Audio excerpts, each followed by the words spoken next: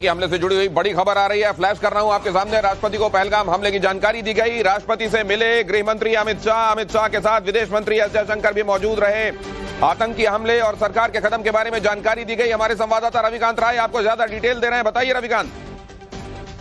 देखिए, केंद्रीय गृह मंत्री और विदेश मंत्री एस जयशंकर ने राष्ट्रपति को पूरे घटनाक्रम के बारे में ब्रीफ किया है, क्योंकि सरकार ने ऑल पार्टी मीटिंग भी बुलाई है इसी मसले को लेकर। उससे पहले राष्ट्रपति को भी इस बारे में जानकारी दी गई है, क्योंकि तीनों सेनाओं के सुप्रीम कमांडर होते हैं राष्ट्रपति, और अगर सैन्य कार्रवाई कुछ भी की जाती है तो उसकी जानकारी प्रोटोकॉल के तहत प्रेसिडेंट को भी दी जाती है। इसी सिलसिले में जो केंद्रीय गृह मंत्री हैं अमित शाह और विदेश मंत्री एस जयशंकर, जिन्होंने प्राइम मिनिस्टर को और पूरी सीसीएस को ब्रीफ करने के बाद राष्ट्रपति भवन पहुंचकर राष्ट्रपति को इस पूरे बारे में जानकारी सौंपी है।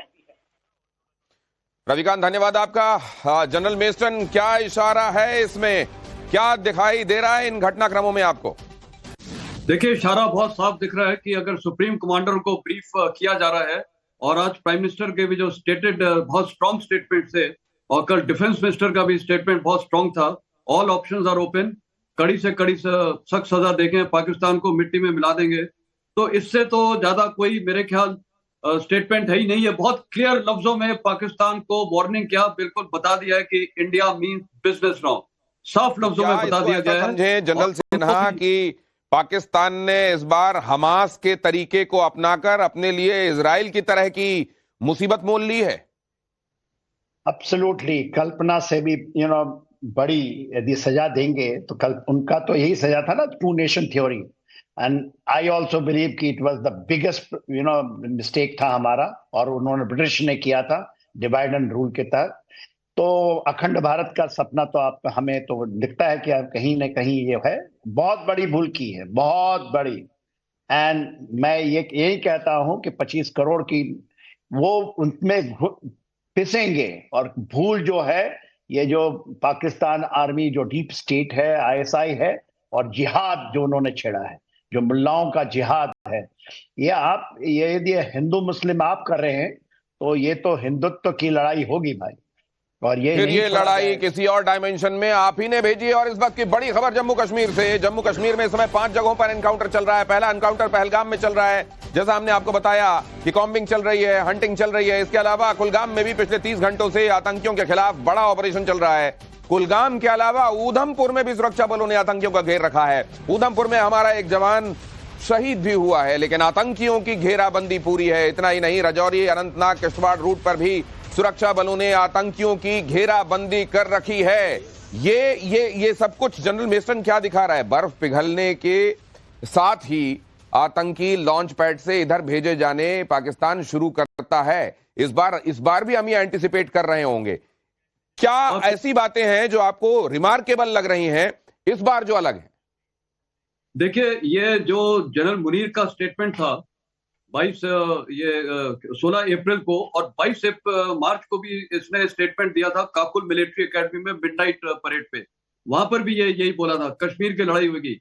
तो ये साफ जाहिर है कि ये जो मुनीर है, इसका इरादा शायद वहां की पॉलिटिकल ब्रास को पता नहीं है। ये अपना दिखाना चाहता है पावर, और इसका इरादा है लॉन्ग टर्म मिलिट्री पावर को अपनाना। तो ये साफ जाहिर है कि इतने ये आतंकवाद भेज रखे हैं, और 5 पॉइंट ऑफ कांटेक्ट हैं अलग अलग जगह। ये दिखाता है कि काफी भारी मात्रा में ये लोग टेररिस्ट आ रखे हैं, 5-5, 6-6 के ग्रुप में ऑपरेट कर रहे हैं। और अच्छी बात है कि हर जगह कांटेक्ट हो गया है। भारतीय सेना जब एक बार कांटेक्ट करती है तो अब तो उनको छोड़ेंगे नहीं, क्योंकि कांटेक्ट मतलब you are in direct line with them. आपको सब पता है उनकी हरकत, और वो उनको घेरा जाएगा।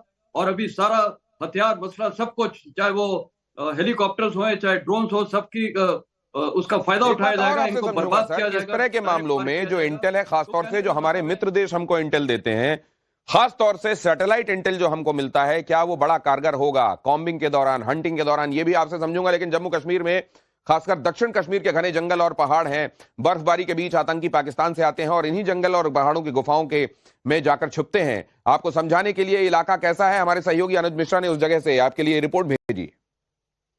पहलगाम में हुए आतंकी हमले की जांच लगातार जारी है और इन आतंकियों की तलाश भी लगातार की जा रही है। लेकिन सवाल ये उठता है कि आखिरकार ये आतंकी बैसरन इलाके तक पहुंचे कैसे? बैसरन इलाके को ही इन्होंने टारगेट क्यों किया?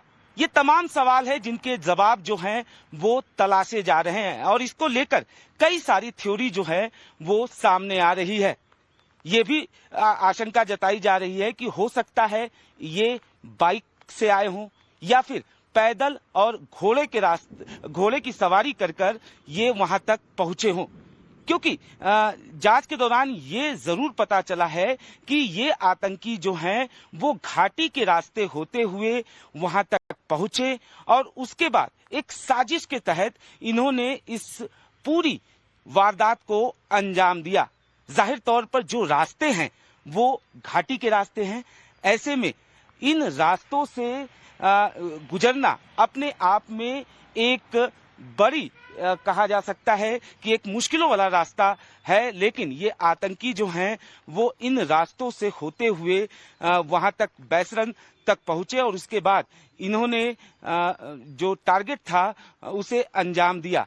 निश्चित तौर पर अगर इन रास्तों की हम बात करें तो देखिए, तस्वीरों के जरिए हम दिखाएं तो इन रास्तों पे आसानी से चलना कितना मुश्किल हो रहा है। इन रास्तों पर हमारे भी पैर जो हैं वो पूरी तरह से फिसल रहे हैं और सही तरीके से हम जो ऊपर है वो नहीं जा पा रहे हैं। लेकिन ऐसे ही रास्तों से ये आतंकी जो हैं वो बैसरन तक पहुंचे और उसके बाद इन्होंने वहां मासूमों को टारगेट किया।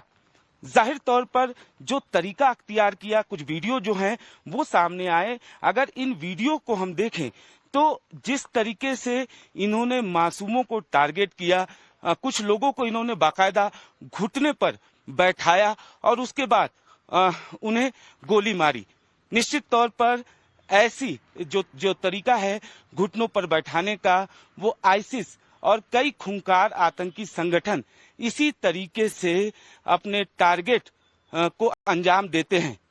जाहिर तौर पर अब तक की जांच में ये जरूर पता चला है कि ये आतंकी जो हैं वो सीमा पार से आए थे और बाकायदा ट्रेंड भी थे, क्योंकि जिस तरीके से इन्होंने इस पूरी घटना को अंजाम दिया, इस पूरी वारदात को अंजाम दिया, उससे साफ पता चलता है कि ये पूरी तरह से ट्रेंड है। लेकिन ये जो जंगल वाले रास्ते हैं, ये जो घाटियों वाले रास्ते हैं, पहाड़ी जो रास्ते हैं, इन रास्तों पर अपने जगह पर पहुंचना, यानी उस जगह पर जहां पर किसी वारदात को अंजाम देना है, ऐसी जगह पर पहुंचने के लिए इन्होंने एक स्पेशल ऐप का इस्तेमाल किया, ऐसा भी जांच के दौरान पता चला है। क्योंकि जो सुरक्षा एजेंसियां हैं वो पूरी तरह से मुस्तैद रहती हैं और ऐसे रास्तों, ऐसी घाटियों पर वो हमेशा मुस्तैद रहती हैं और जब भी किसी घुसपैठ की बात सामने आती है, कोई खबर मिलती है, तो फौरन सुरक्षा एजेंसियां उस पर एक्शन लेती हैं। लेकिन निश्चित तौर पर इन्होंने एक ऐसे स्पेशल ऐप का इस्तेमाल किया जिससे ये पकड़े न जा सके, यानी साफ तौर पर एक सुनियोजित साजिश के तहत वो बैसरन घाटी पर पहुंचते हैं। एक थ्योरी ये सामने आ रहा है कि इन लोगों ने पहले बैसरन घाटी पर पहुंचने के बाद इन्होंने टारगेट को अपने चुना और उसके बाद ये वहां पर पहुंचे और उसके बाद इन्होंने इस पूरी वारदात को अंजाम दिया।